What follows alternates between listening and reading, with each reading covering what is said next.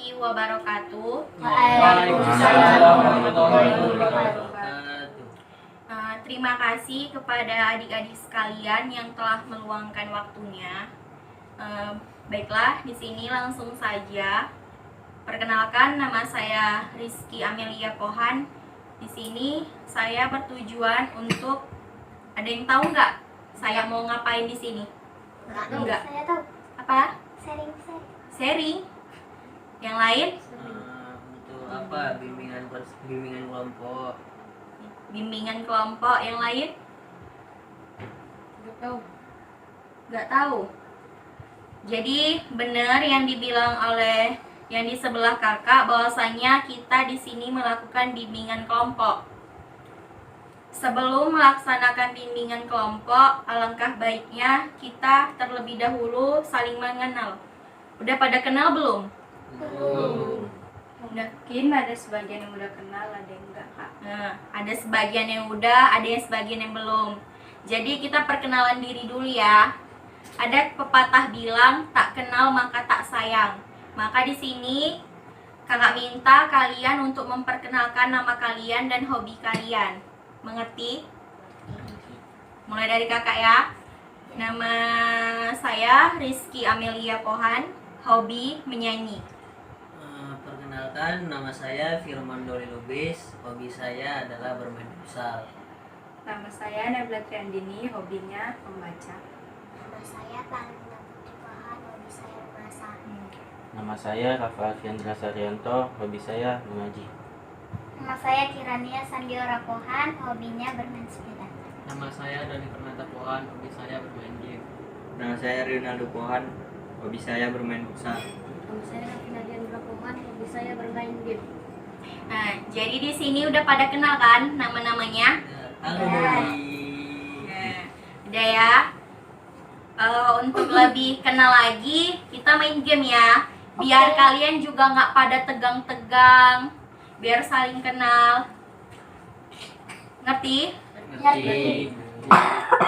Jadi mulai dari kakak dulu ya. Di sini kita main game rangkaian nama.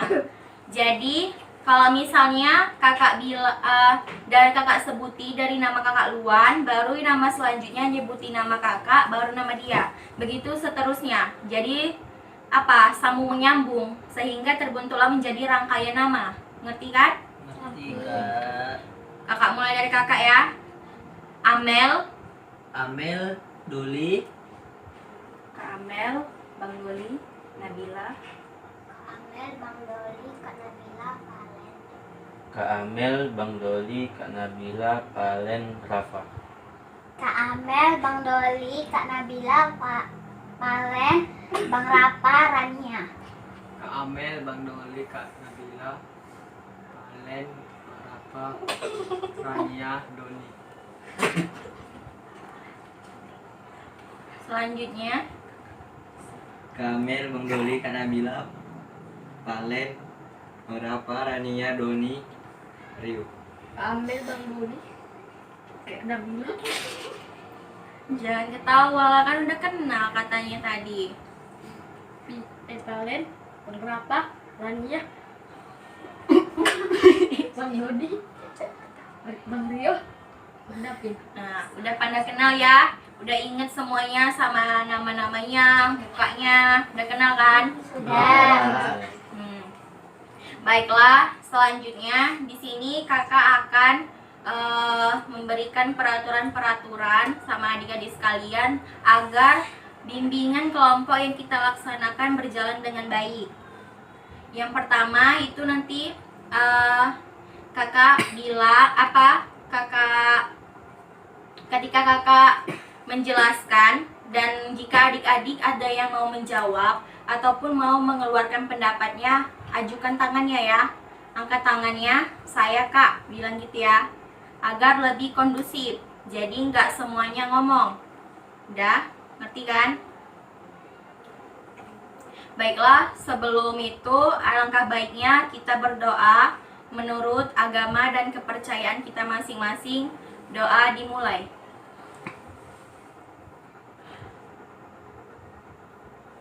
Doa selesai. Jadi ada yang tahu nggak apa itu pengertian bimbingan kelompok? Nggak tahu. Belum tahu Kak.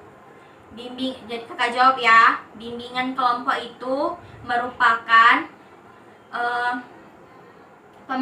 proses pemberian informasi dan bantuan kepada sekelompok orang. Inilah kita, sekelompok orang, dengan menggunakan dinamika kelompok yang tujuannya untuk mencapai tujuan tertentu. Jadi di sini kita akan membahas suatu misalnya permasalahan. Jadi di sini kelompok kita lah yang mengetahuinya. Ya. Dari tujuan bimbingan kelompok ini merupakan tujuannya itu untuk mengembangkan proses sosialisasi. Jadi bagi adik-adik yang istilahnya dia nggak bisa bersosialisasi di lingkungan lain, mungkin di sini dia bisa dengan misalnya mengajukan pendapat-pendapat yang ingin disampaikannya atau diutarakannya. Ngerti kan? Di bimbingan kelompok juga mempunyai beberapa asas. Yang pertama itu ada asas kerahasiaan. Asas kerahasiaan, ada yang tahu nggak apa itu asas kerahasiaan? Kerahasiaan nggak tahu? Jadi asas kerahasiaan itu merupakan suatu, misalnya yang kita hanya kelompok kita saja yang mengetahui apa yang akan kita bahas di sini. Jadi kita dapat merahasiakan apa yang telah dibahas di sini tanpa diketahui oleh kelompok lain. Ngerti kan? Jadi kita harus menjaga apa yang dibicarakan di sini. Ngerti kan? Yang kedua ada asas kesukarelaan. Ada yang tahu nggak apa itu asas kesukarelaan? Saling membantu. Saling membantu, Tolong menolong. tolong menolong. Yang lain? Nggak tahu ya. Jadi asas kesukarelaan itu ini, adik-adik sekalian, di sini itu secara sukarela datang di sini dengan tujuan itu tadi untuk mendapatkan proses bimbingan kelompok ini yang tujuannya itu untuk kita itu untuk mengembangkan sosialisasi, dan di sini kita itu dapat istilahnya untuk mencapai tujuan tertentu tadi. Jadi di sini adik-adik sekalian tanpa paksaan ataupun siapa yang nyuruh itu enggak, berarti memang dari hati kalian sendiri secara sukarela datang ke sini. Kan? Yang ketiga itu ada asas kenormatifan. Di mana asas kenormatifan itu merupakan di sini kan kita itu adik-adik sekalian harus menjalankan norma-norma yang telah kakak bilang tadi, aturan-aturan. Kalau misalnya adik-adik sekalian ada yang mau memberikan pendapat, ajukan tangannya. Contohnya begitu. Udah ngerti kan? Jadi di sini kakak mau bahas seperti yang kita ketahui di zaman milenial ini, pastinya teknologi itu sudah nggak asing lagi kan? Kan? Pasti adik-adik semuanya punya Android. Untuk apa Android itu digunakan? Untuk apa misalnya? Ya. Android itu digunakan untuk bersosialisasi antara satu dengan yang lainnya. Nah, bisa. Yang lain? Bermain game. Yang lain?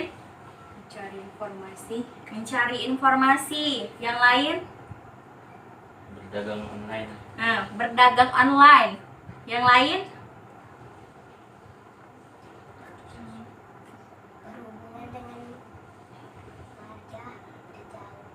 Yang kuat apa? Berkomunikasi di negara lain. Bisa berkomunikasi di negara lain. Bisa berkomunikasi dengan negara lain. Iya, bisa juga. Jadi yang adik-adik sebutkan di sini ada dampak negatif dan ada dampak positifnya, ya kan? Dari Android, dari media sosial. Jadi di sini kita akan membahas tentang dampak negatif media sosial. Kak. Ya. Media sosial adalah suatu alat komunikasi yang digunakan untuk bersosialisasi antara satu dengan yang lainnya tanpa ada batas ruang dan waktu tertentu. Bagus sekali. Yang lain? Sama kayak Bang Doli. Jadi, kakak ambil kesimpulannya itu tadi, media sosial itu merupakan suatu media daring di mana dalam media sosial itu tadi yang dibilang sama Bang Doli bahwasanya di situ kita istilahnya di dalam media sosial itu dapat berkomunikasi, ya kan, tanpa adanya batas ruang dan waktu, ya kan. Jadi dampak negatif dari media sosial apa? Dampak negatifnya, angkat tangannya. Kebanyakan main game. Kebanyakan main game, seperti Dapin kan tadi hobinya main game. Jadi sekarang Dapin berarti dampak negatif dari media sosial itu terlalu banyak main game. Seharusnya, ayo Rania, Bisa dapat menjadi kebodohan dari anak yang masih belajar. menjadi kebodohan. Bener. Kenapa? Karena kita tidak bisa menggunakan media sosial secara baik, ya kan? Kalau misalnya memang kita bisa menggunakan media sosial secara baik, maka kita dapat di situ dapat dampak positifnya, seperti yang dibilang siapa tadi yang seperti yang dibilang Rapa tadi, bahwasanya media sosial bisa digunakan untuk berdagang.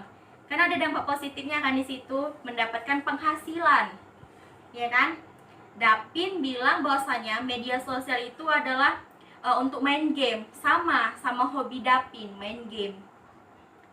Jadi mulai sekarang jangan sering-sering main game lagi, belajar. Ya, dampak negatif yang lain apa?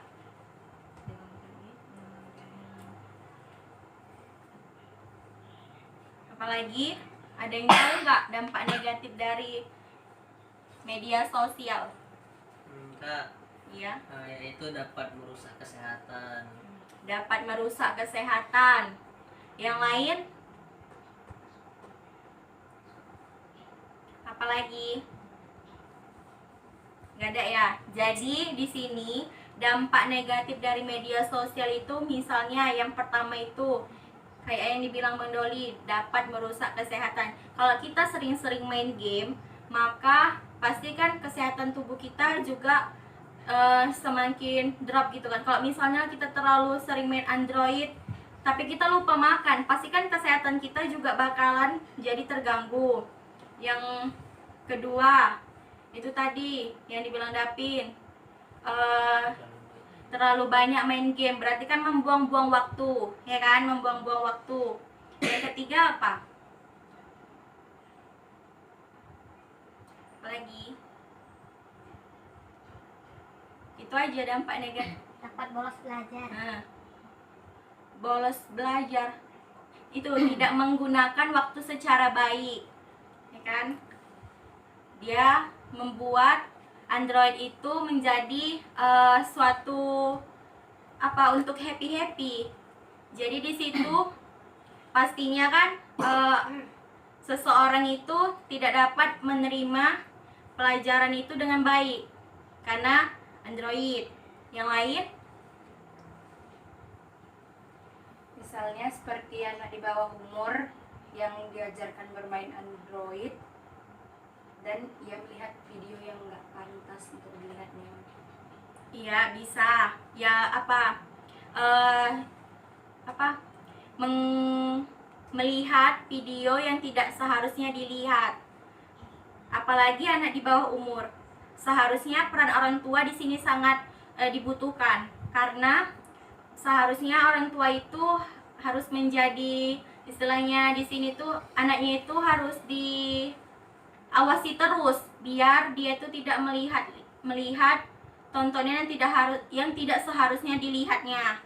Jadi orang tua di sini harus memang terus mengawasi anaknya, kan? Udah banyak ya dampak negatifnya.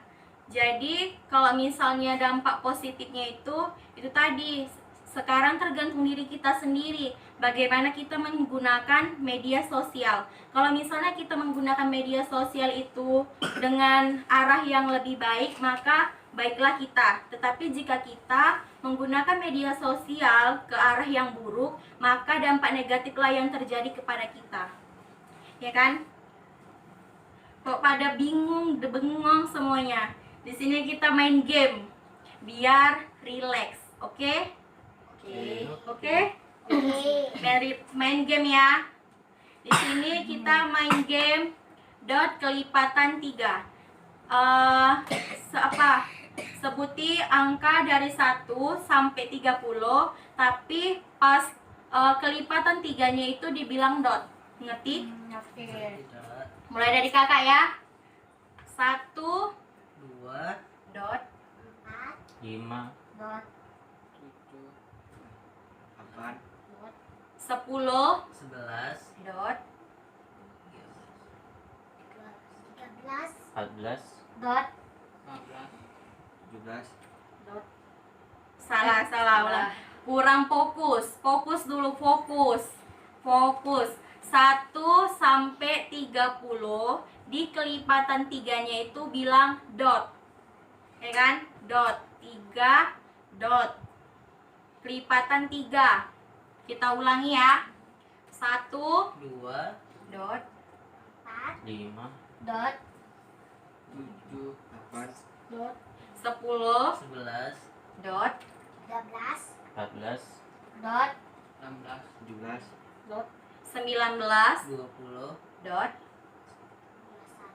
22, 22 23, dot 25, 26, 28. 29 dot. Tepuk tangan dulu untuk kita semua. Oke, udah relax ya, relax. Udah relax belum? Dua. Jadi di sini dampak negatifnya itu pasti banyak, dampak positifnya juga pasti banyak. Seperti yang kakak bilang tadi, tergantung diri kita menyesuaikan media sosial itu bagaimana. Jika kita mengarahkan media sosial itu ke arah yang positif, maka dampak positiflah yang terjadi pada kita. Tetapi jika kita membuat media sosial itu ke arah yang tidak, maka dampak negatiflah yang terjadi kepada kita. Jadi, di sini untuk adik-adik sekalian, pergunakanlah media sosial dengan sebaik mungkin. Kalau misalnya dampak positifnya kan pasti banyak, mencari informasi, mencari untuk mempermudah kita mengerjakan tugas, ya kan? Udah gitu mendekatkan menghubungkan, misalnya kita ada keluarga yang jauh gitu, pastikan untuk mempermudah kita untuk berkomunikasi dengan keluarga yang jauh, ya kan? Jadi di sini kakak minta untuk adik-adik sekalian, gunakan media sosial sebaik mungkin.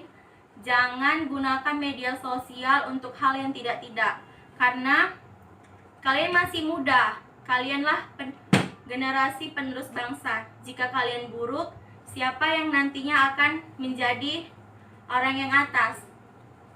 Jadi untuk adik-adik sekalian, usahakan pergunakanlah media sosial sebaik mungkin. Jangan sering-sering mempergunakannya ke hal-hal yang tidak. Udah ngerti kan? Jadi tujuannya di sini sudah apa? mengerti. Ngerti kan? Paham kan? Paham. Semoga dari sini kalian semua bisa menjadi anak yang lebih baik lagi.